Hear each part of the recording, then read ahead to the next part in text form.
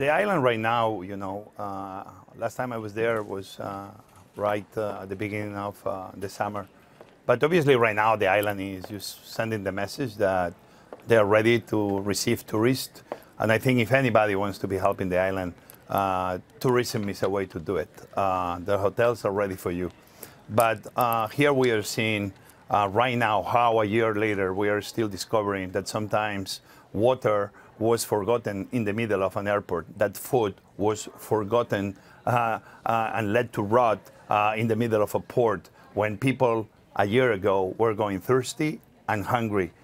We need to learn about what exactly happened, so next time we have an emergency like this, we are able to provide relief to Americans in need immediately. Chef, we're looking at photos right now of, or video, I guess, of the water you're talking about, the bottles and bottles and bottles of water sitting on that tarmac.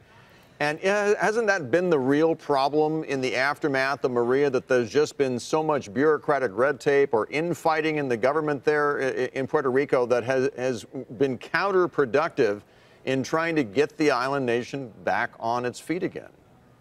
I think we need to be, especially in these moments that we are in hurricane season, used to say that the first responders, the great men and women of FEMA, absolutely, the military, they're all great people. But we are going to have to learn how, when sometimes the problem becomes bigger than we expected, like what happened in Katrina, we always listen to our leaders that we learn and this will never happen again.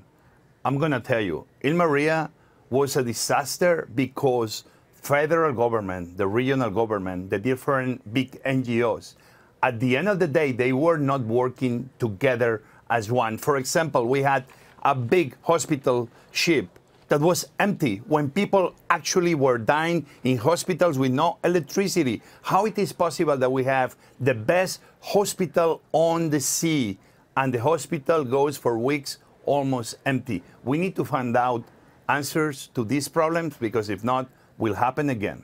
However, I believe that you do think that in your book you've written about how some companies did make smart choices. They were a bit more flexible on the ground. You call out Walmart as an example of that. What are lessons that we can learn in this upcoming storm and others to come of what you should be doing, what companies got right?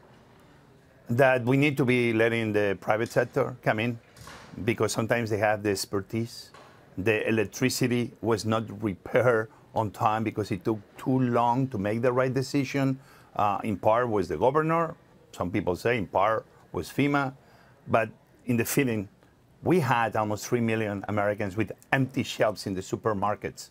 The water was nowhere. In an island that has plenty of it, nobody has gone really deep to the heart of why. So we are going to have to specialize. We're going to have to be bringing people that specialize in the different areas of relief and give them full power. I believe that the military should be more involved. Why? Because they're good. They know how to work under stress and they can always deliver. But we need to put people in charge and know exactly who is responsible for the different areas of relief. And even at this late stage, Chef, you have to be dismayed that we're still arguing about exactly how many lives were lost as a result of Maria, right?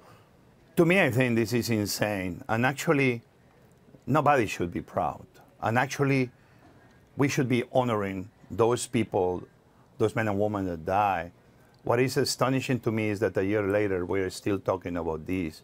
We were supposed to know long time ago. Why? Because if we knew officially that were so many deaths, the full weight of the federal government will be there in Puerto Rico, making sure that we will help those American people in the Caribbean. So to me, still, I cannot understand. If I was able to know how many meals I was serving every day, if I knew how many volunteers I had, if I knew how many kitchens I had, 900 delivery points, if a little NGO that was not supposed to be there was able to know all of that, how is it possible that the federal government and the government of Puerto Rico were clueless on the real number of deaths? Those questions need to be answered.